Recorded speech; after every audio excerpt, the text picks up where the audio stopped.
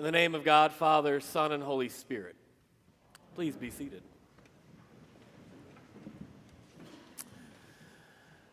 My first car was a hand-me-down from my older brother.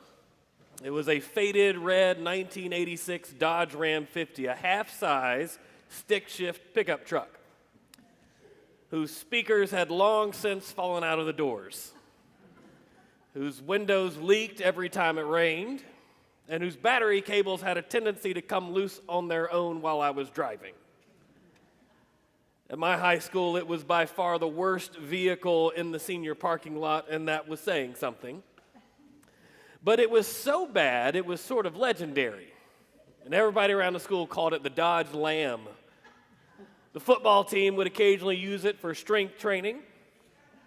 Every so often, I'd come back from my cross-country practice to find it somewhere on the sidewalk. It was rather easy to break into, which often came in handy, since I once locked my keys in it while it was still running. I loved that truck.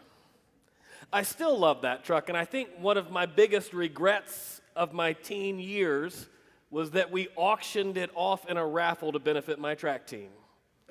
I had absolutely plastered it with bumper stickers, Star Wars, my favorite band, Snarky Sayings. One of them I got at a summer rock concert. It just said two simple words: question authority. Which was ironic since I was a pretty meticulous rule follower and I'd never been in trouble a day in my life. Just goes to show you how even the most obedient teenager like myself still held the value of disobeying authority and breaking the rules and not letting anyone tell me what to do. It's been the rallying cry of generations ever since James Dean drove on cinema screens in a 1949 Mercury coupe and a black leather jacket and a cigarette as the rebel without a cause. And since then, there's been everyone from Kevin Bacon in Footloose to my personal favorite, Malcolm Reynolds, the space cowboy from the TV show Firefly, who impishly likes to say, "I aim to misbehave." Whether you're talking about kids obeying parents, or politicians obeying their own laws, or Episcopalians considering the spiritual discipline of obedience, obedience isn't a cool topic, nor is it very popular. In fact, in our culture, obedience is often portrayed as dangerous, and not without reason. You're rightfully concerned anytime folks have blind obedience to any authority figure or cause. We are rightfully suspicious of yes men and people who fall in line too easily or toe the party line no matter what, and explain that they were just following orders. We often equate obedience with surrendering our own consciousness and our moral compass. And to be honest, whenever humans have surrendered that authority without question to a mere human, be it a priest or politician or president, we've almost always ended up in moral quandaries at best and moral atrocities at worst. And so obedience is a fraught subject matter, particularly for a preacher. In my 25 years in the Episcopal Church, I can count on one hand, scratch that, one finger, the number of sermons I've heard on obedience. And like any good Episcopalian, when I heard it, I disagreed with it. Sermons about obedience in a hierarchical church like ours can feel heavy-handed and self-serving. They can come across as legalistic and rules-oriented rather than grace-filled and life-giving. In our tradition, it can feel like it clashes with our core value of using our own reason in the exercise of faith. And so a few disclaimers just to be clear that I am not suggesting this morning obedience to me or any of the clergy. None of us want it. None of us want that kind of power or responsibility. It's not healthy for you, for me, or for the church. Neither do I think obedience is actually about just following a certain set of rules. It'd certainly be easier if it were. And true obedience in the realm of faith certainly doesn't want you to turn off your brain. Still, given those disclaimers, it's understandable that preaching authorities can caution folks on sermons about obedience. But as my old bumper sticker suggested, I like to question authority. So this morning, let's question it. Because here in the Gospel of John, during Jesus' farewell discourse to his disciples, something about obedience is important enough to Jesus that he includes it as a central feature in his final exhortation to his closest friends. And that particular context, the context of trauma and confusion, is critical to understand what Jesus means by obedience. If you love me, you will keep my commandments, he says. And I will send you a holy companion, an advocate, who will not leave you, who will not abandon you, who will not leave you orphaned or comfortless, but who will be with you for all time. He's not telling his disciples to keep the commandments as a warning to prevent them from being disobedient or failing, because they absolutely are going to fail and to turn their backs on Jesus. We know that, and he knows that. Instead, the invitation to obedience is offered as this profound comfort in affliction and a persistent hope in the midst of hopelessness. Tied up inextricably with Jesus' call to keep the commandments is God's promise of unfailing presence, even in the midst of something as terrible and soul-shattering as the torture and crucifixion of Jesus. For Jesus, the idea of obedience is rooted fundamentally not in the slavish observance of things, but in keeping us connected to the life-giving, comforting, eternal presence of God, particularly in the midst of dark and impossible times. In other words, obedience keeps us tethered when our world has been blown apart. It gives us direction when we feel utterly lost, and it gives light when our souls are roiled in dark turmoil. Obedience isn't about conforming to the authority of a narcissistic God who needs absolute and perfect fealty, or he'll fly off in a rage of punishment and vengeance at our inevitable imperfections.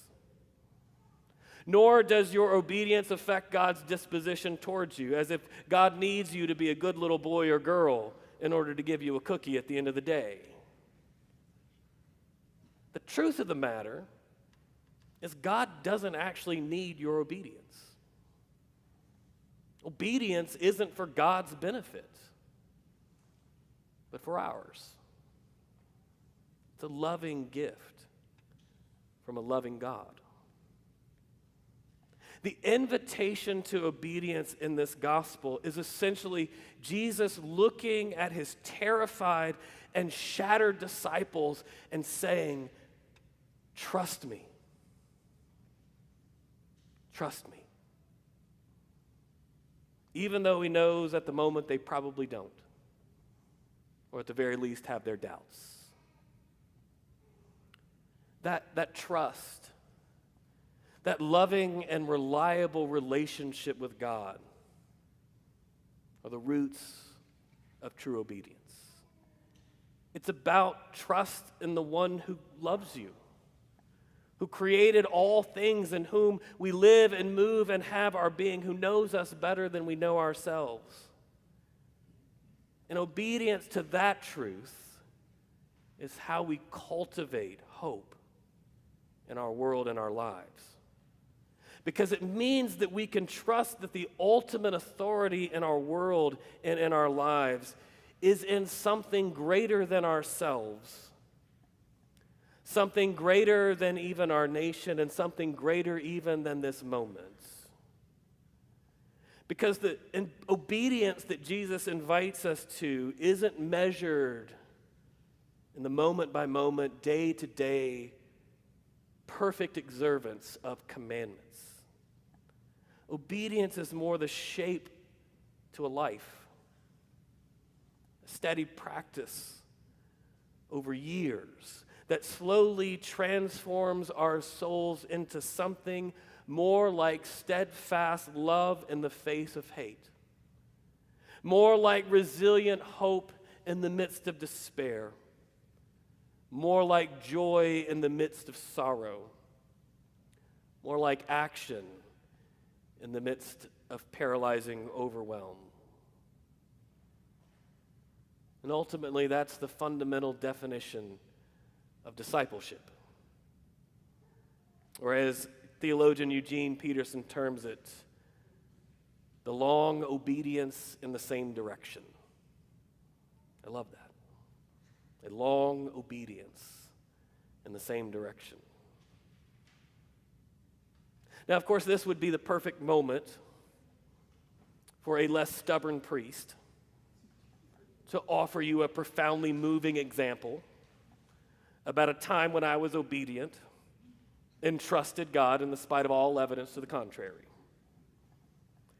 Unfortunately, maybe like you, I typically spend most of my time trying to convince God to do things my way,